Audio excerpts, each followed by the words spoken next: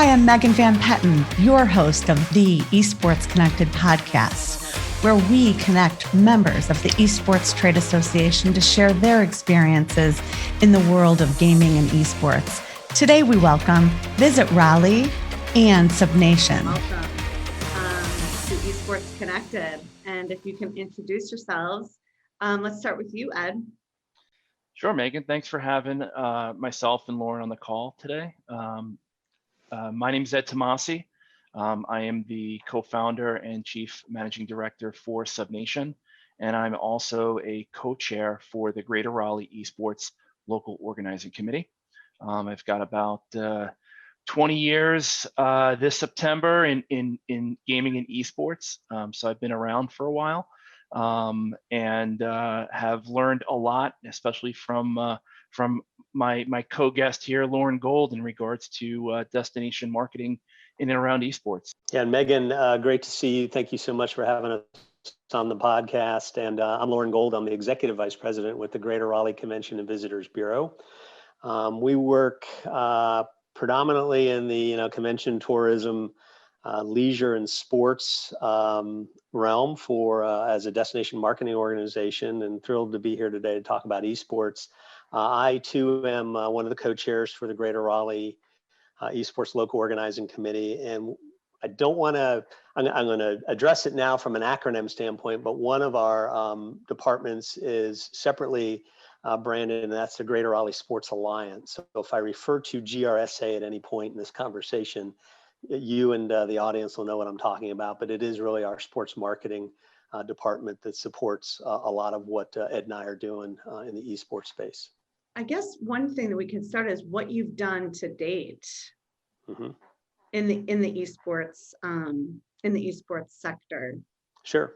That'd be. Yeah, I mean, I can kick it off. I think certainly from a DMO standpoint, the reason that we decided to kind of push heavily into the space, kind of twofold. One, we had completed back in 2017-18 and 2018-19 over a kind of straddling 2 fiscal years for our operational budget, what we refer to as a destination strategic plan.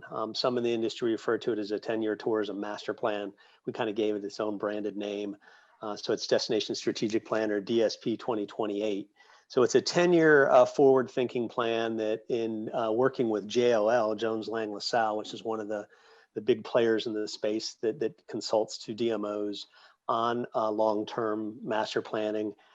They broke that plan into 8 different priorities, and some of the logical things like meetings and conventions, destination development, quality of place, events. Sports has its own priority, and within that sports priority, they really dove into talking about and looking at how the GRCVB and the Greater Raleigh Sports Alliance, the GRSA, could open up some doors for esports. What they were really looking at was our ecosystem, what was in our backyard within the Greater Raleigh area, and really more on a wider scale in the triangle, which is Chapel Hill, Durham, and Raleigh, and the ecosystem in our backyard. Epic was clearly called out as one of the major players, along with about 7 other game development companies that are here. I think it also speaks to an industry cluster heavily involved in technology, and endemic partners like Lenovo and Red Hat and SAS and some others that have either played heavily in the space or are starting to push into the space. And I think you can't forget about the academic institutions that are in our backyard. And right now we've got upwards of 4, soon to be 5 colleges and universities that have game development and game simulation curriculum. So it was a natural progression for us to move to this space through this tourism study. And again, 13 months, over 2,000 interviews, both quantitative and qualitative, a lot of things that got fleshed out from business leaders, public stakeholders, and hospitality partners. That led us to, okay, how do we get in? We've dabbled in it. We did a little bit of it with MLG way back in the day, somewhere around 2011 through 2014. MLG rolled out of Raleigh and went on to a different destination. And at that point, we were really looking at it from a transactional standpoint. It was just, another event for us. But I think what the DSP and this long-term 10-year plan really had us to start to look at or how do we start to form partnerships for long-term sustainability in the event space and specifically in esports. Fast forward to roughly 2019, Ed and I had the chance to connect through some opportunities we had with DreamHack.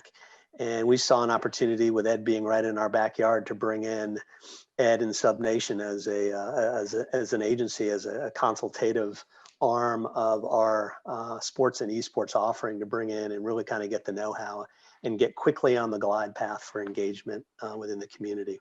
You brought up the buzzword bingo word there, which is ecosystem, Right. and the name or the word gets often used heavily when we talk about esports and destinations and brand marketing within gaming and esports. So the first thing that we really wanted to do as a task for Greater Raleigh was to define what the esports ecosystem meant for the DMO. And each DMO has its own DNA. One thing I found out is that there's a lot of acronyms in the destination industry. Yes. Yes. So like I'll throw a couple of those around, but the DNA of the DMO is really unique to that market, and you really need to understand what it means to be that destination, what it offers, what is it generally hosting. For example, Raleigh has been hosting a lot of collegiate sports events historically, as well as other larger industry type events. It's also done local events within gaming. And what we're looking to do, and what we have done essentially, is built this strategy to define the esports ecosystem for Greater Raleigh. And it really starts, like as Loren mentioned, with the base notion of developing partnerships, not transactions. And so what does all that mean? For Greater Raleigh, it really means looking at all the elements of hosting and supporting gaming and esports programs and events. So for example, it's not a transaction with the convention center. We actually work with them to evaluate the infrastructure at all the facilities within Greater Raleigh that are capable of hosting small, medium, and large. So it's not just about hosting that 12,000 attendee ESL1 type of extraordinary event. And while we are definitely out there pursuing those type of relationships and events, and have had success in hosting them to date, we're also realizing that we need to support the smaller local type of events, because they too need to survive, not just on a 1 year basis, but also to sort of marry it with this 10-year program. Isn't that great? So the 10-year program, how has that shifted with what's happened in 2020? Yeah, And what are you? yeah, great question. It's ironic that you asked that, because we literally just this morning had let's call it a recalibration of year 2 implementation. So we're technically in year 2 of the 10-year plan. We had a highly successful year 1 with a lot of things that got accomplished specific to tourism infrastructure, convention center, Cary, North Carolina, which is one of the 12 municipalities within Wake County. That's the area that we market, has launched and got approval for building a large indoor sports facility. Think traditional stick and ball, but a big part of that was looking at it from the vantage point of esports. So how do we curate events within that facility? Not only front of house seating capabilities and capacities, but back of house. And that's where Ed and SubNation have come in and talked a little bit with the town. They are kind of premature to the design phase. There's been a little bit of a pumping of the brakes because of COVID. So year 1 went really well. Year 2, we really had to kind of step back from, and we didn't launch year 2 implementation right out of the gate, July 1 of 2020. We were still really in response mode to our community, really trying to figure out which way was up with regards to COVID, health and safety guidelines, a lot of that implementation, putting that in place, not only from the county and the city level, but from a statewide level. So there's a statewide initiative called Count on Me NC that we as a DMO and others around the state have all bought into. So this is a certification program for restaurants and retail and things like that for health and safety guidelines, rebuilding consumer confidence that we can curate events. But we do, and we just announced this morning to our board, year 2 implementation for the latter half of 2021. We run on a fiscal year, so really January through June 30th of this year has year 2 implementation. Esports has been front and center. We have not backed off of what we've been doing in the space. Again, Ed and his team and our team have been working together since really 1920 fiscal year. We're now into 2021 fiscal year. And we had, I think, a really solid spring and summer. Unfortunately, we've probably had to slow down a little bit of some of our engagement. We still have a lot of corporate partners and academic partners that are interested. But again, everybody's kind of had to shift their priority to move from a response now to a recovery mode. And we're now back into recovery mode. I do think that some things have gone well in the industry. There's been some virtual trade shows in the esports space. Our team had a presence there. We've had engagement with many of the big names, the Riots and others that are really, really anxious to get the ball rolling in late 21 and early 22. We've even had, I think, opportunities that bubbled up where we worked with ESL on a PUBG mobile effort that really became a virtual shift. It was all online gaming, but they, in essence, needed to kind of sequester the players from the West Coast to the East Coast as it related to server capacity, and to be able to connect those team members to compete against European and South American teams. And Ed helped orchestrate that. So this was an opportunity to bring, in essence, 900 room nights to one of our hotels that desperately needed business right at the height of COVID in June of 20. And they had 30, in essence, I think it was somewhere around 24, close to 30 players staying in-house for 30 days, competing online. So, sometimes with the challenges come opportunities, and I think our resiliency kind of shined through on that. So it's been an interesting pivot, but we do see a way forward and a lot of opportunities in the not too distant future. Yeah, I almost feel like we were the innovators of creating an esports bubble environment, right, for players back in June.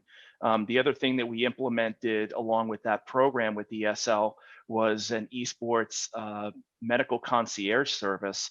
It was I think one of the first of its kind that was curated specifically to put the players and the parents, as well as the league sponsors and publisher, at ease, in a sense that we were really looking at the health and wellness of the players first and foremost. And as a market, again, that speaks really highly to the fact that we're trying to develop partnerships and not just transactions. Like, we would not have gone through all the efforts of putting together the medical staff. And by the way, the medical staff was one of the most premier sports medicine groups in the United States. Not only do they are the official medical staff for the NHL Hurricanes, but they also work with NC State and have affiliation with Duke healthcare system. So we're really serious about what we're doing within gaming and esports and hosting, and obviously with COVID, it was a threat and an opportunity. So we took the opportunity to create something that was so unique. And I think that sort of has a statement about our commitment to not only the players' safety, but sort of that ecosystem and how we are treating our ecosystem for esports. Yeah, that's great. Ed, can you share a little bit about yourself and how you got to here? And it's just fascinating what you guys have done and the opportunities you've created and the leadership strides you've made. Yeah, I mean, my background, started within gaming and esports, started about, like I said, 20 years ago, where I really bootstrapped the esports. And at the time, I was coming off of a marketing and advertising career that was focused on startups and online advertising. So I sort of had that top-down education from a brand perspective and from a marketing operations perspective. And that was my lens going into gaming and esports with this Samsung division.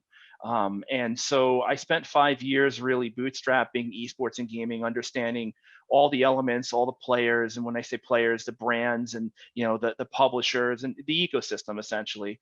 And then from there had the opportunity to work with DirecTV as they developed a new global league called the Championship Gaming Series. And that really allowed me to work with my colleagues to basically develop something that's never been done before, which is starting a brand new global league from scratch. And I got to work with, Emmy award-winning producers. I got to work with professional production staffs, and that's when the whole idea of developing, studios, for example, physical studios that are specific to gaming and esports really came about. So from there, we then continued this agency to the point it was called ESS Agency, Esports Services, and this agency was one of the first esports specific agencies in North America. I know that there's a lot of groups out there that love to claim that, but I'd love to challenge them on it, but really don't need to. From ESS, we really caught the eye of ESL. ESL needed a partner in North America, and they acquired ESS. And then from there became vice president of operations for ESS North America, helped them develop their studio out in Burbank, helped them with various other operational and live event programming, and really started delving into the lifestyle and cultural element of gaming and esports, which then further landed me at SubNation and co-founding SubNation, which celebrates and elevates the lifestyle of gaming and the culture of esports. And then within this group here at SubNation, I manage the advisory services group, which is essentially a fancy word for consulting. And we work with various municipalities and brands to essentially deliver esports in the flavor that they need to reach the audience that they need to reach. Yeah, I was going to say from my vantage point, I entered into the industry on the hotel side.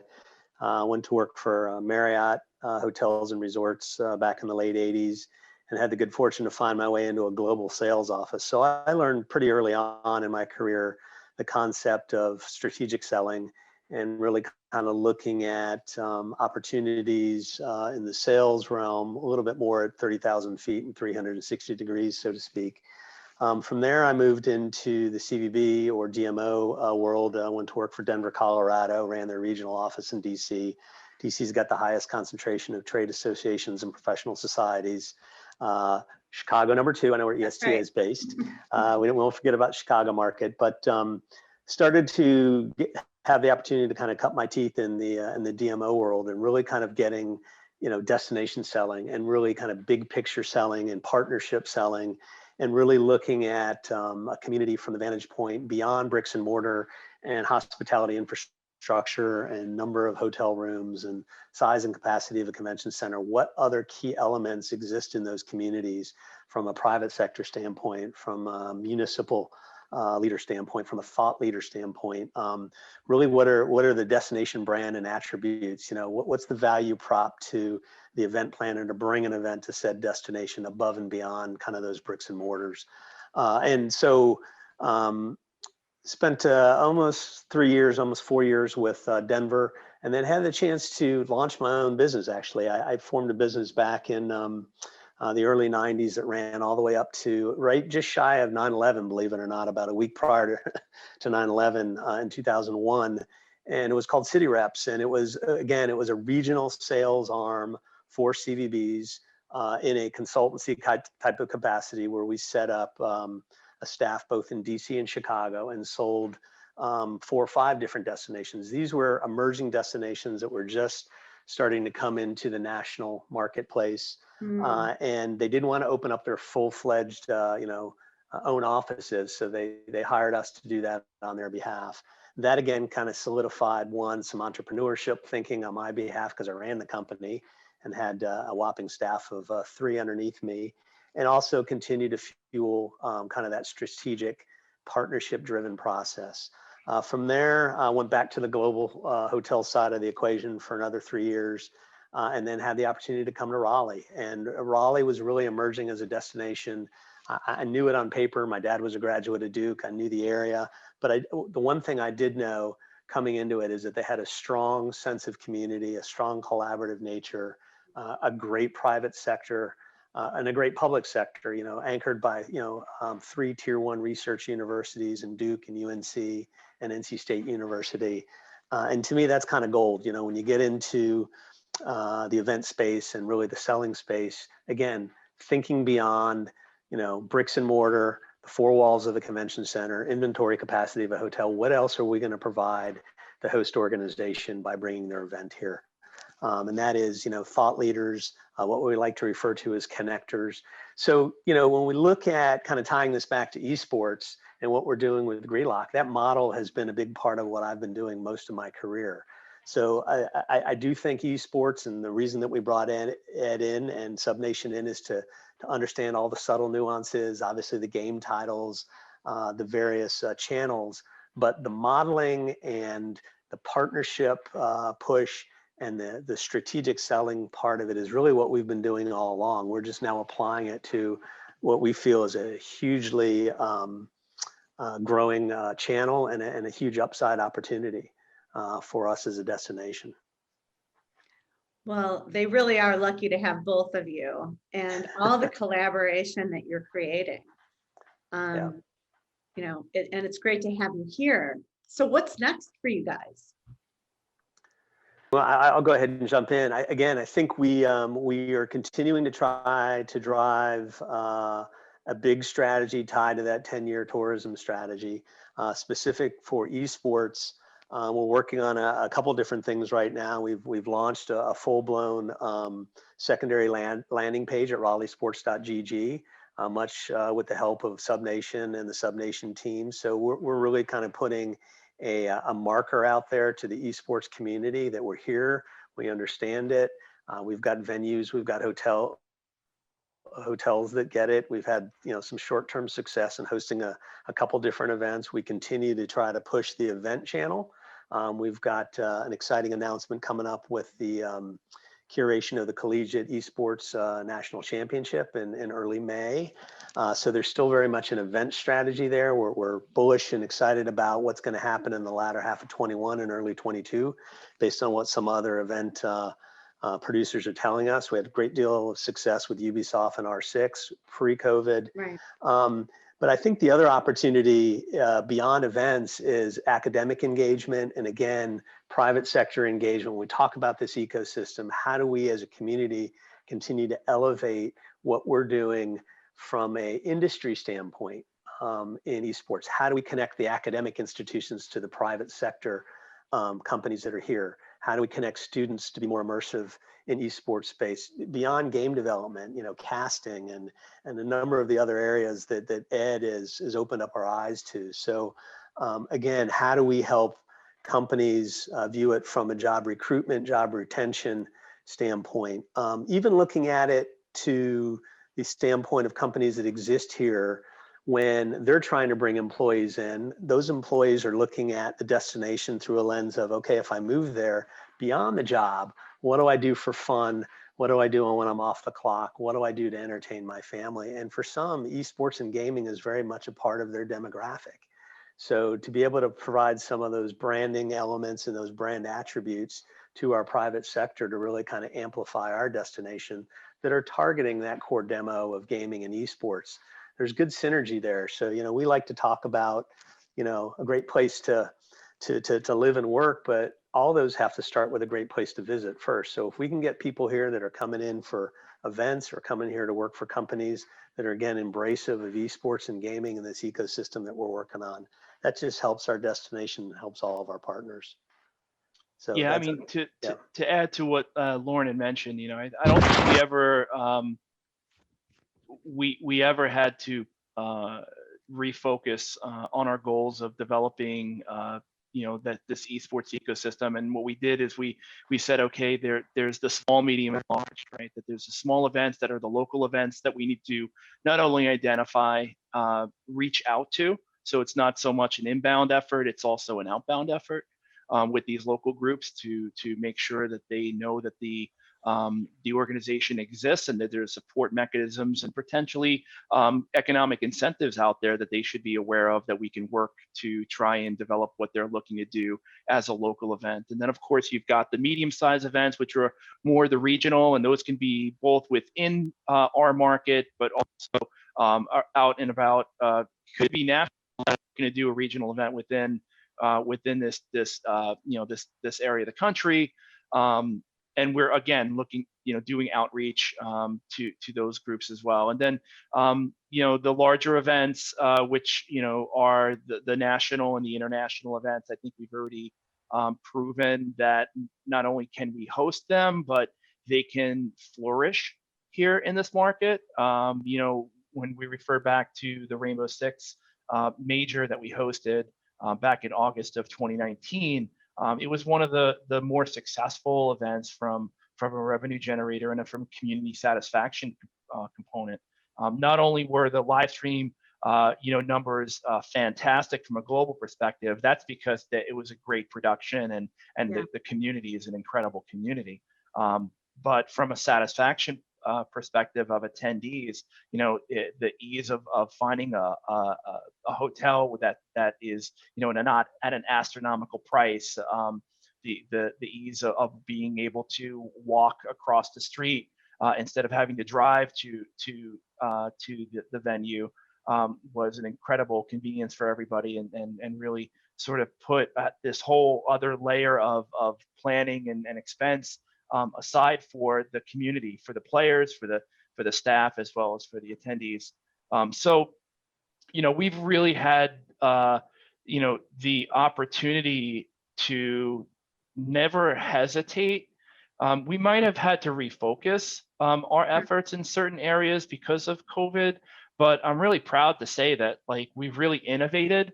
Like I said, developing that esports bubble or developing a medical concierge service for players and staff, and really developing the relationships with all of the folks that are out there that are looking to host events or activities.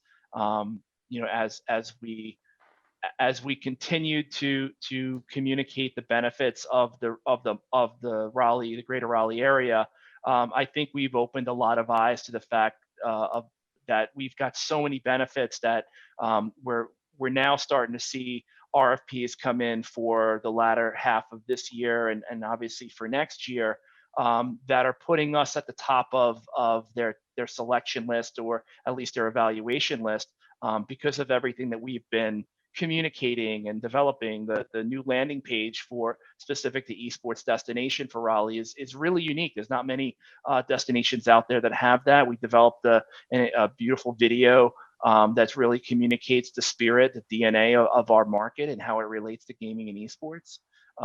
So again, it's been an investment all along, and that investment of time and resources, it has really never hesitated in this opportunity. So there's markets out there that we know of that every market's struggling from a financial perspective, right. But when COVID hit, there were either markets that were invested into developing their esports ecosystem, or there were ones that were just on the fence, and then there were ones that were sort of waiting it out.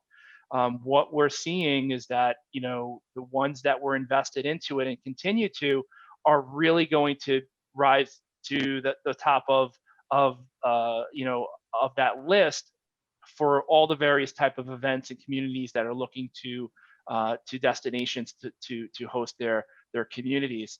For the ones that were on the fence, it showed that they needed to really focus in on it. I think it made its decision that when all sports were canceled, that esports wasn't, and I think that really put them over to the point where they need to really focus and invest resources into this. And for the ones that sort of waited back, they're going to have to play catch up now.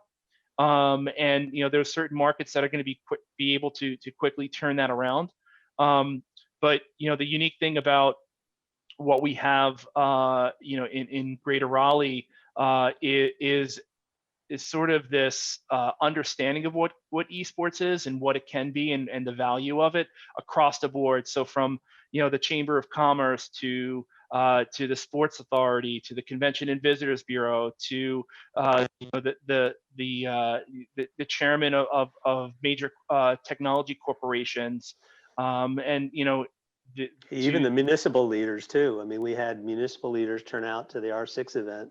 They were blown away. It was really kind of both elected leaders and management staff from the city team came out, and the county team came out to look at it and kind of really try to get some perspective on it. It's important. Yeah. Yeah. The thing is, like, when your life work of the two of you, it just came together. And the word I would use is collaboration. You really are an example of collaboration and community. And it's so impressive. And what I love most is that you're sharing it with us, so other cities, can use what you have done as an example of, because this works. The medical concierge, the safety of the players, the safety of people attending, the innovation that you guys have shown us and paved the way. It's a big thank you. Yeah, we're excited about it. What really gets me going, I mean, I love the event side. I've been in the event space again, as I said, from the onset, 32 years. But what I'm really excited about is the academic opportunities and really the private sector growth opportunities from career progression and the development of other companies that play in this space. Obviously, big announcement, right at the end of the year with Epic buying an old Cary Town Center, that entire site for $100 million, and they're going to re-envision their entire, worldwide headquarters there. That's good for our community. But I do think from a destination standpoint, I think the one thing that I really learned in this process is scalability, right? Because I think at the end of the day, there are communities out there that are obviously bigger than Raleigh, and some, that are smaller that can be in this space. Because we are talking about competition, maybe not ball and stick competition, but there is the ability to scale events, and they can be local events. And we've seen our local, actually 2 parks departments locally, and 2 of the municipalities that we represent, they've started to curate local esports competition. That's good things. That's like Little League baseball progressing up to high school baseball, to college, to minors, to the professionals. So that scalability of the spectrum of where esports and gaming can mean to a community, I think is really important for people to understand. Instead of, chasing, to Ed's earlier point, the big international 12,000, person arena event, that you don't have to be able to do that to be able to play in this space. And that's exciting.